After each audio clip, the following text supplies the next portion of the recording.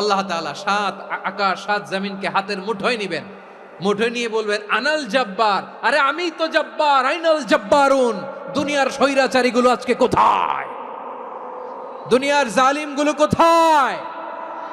দুনিয়ার অত্যাচারী বাদশাগুলো আজকে কোথায়?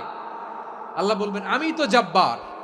দুনিয়াতে যারা জব্বার বলে নিজেদের দাবি করতো, স্বৈরাচার, ডিক্টেটর, জালিম, অত্যাচারী, আজকে তোরা কোথায়? কোথায়? কোনো আওয়াজ নাই, কোনো খাওয়া নাই, ওই দিন কোনো টু শব্দ নাই। ওই দিন ক্ষমতা হবে এক সত্তার। চিল্লায় বলো তিনি কে? এজন্য আল্লাহ বললেন আমি হলাম জব্বার। এরপরে আল্লাহ বললেন আমি হলাম মুতাকাব্বির। আমি কি? মুতাকাব্বির মানে হচ্ছে দ্য সুপিরিয়র। সুপিরিয়র, যার চেয়ে বড় কেউ নাই, তিনি সবচেয়ে বড়। এজন্য নামাজে প্রত্যেক রুকুতে সেজদায় আমরা সবাই বলি আল্লাহ আপনি সবচেয়ে বড়, ইউ আর দ্য গ্রেটেস্ট।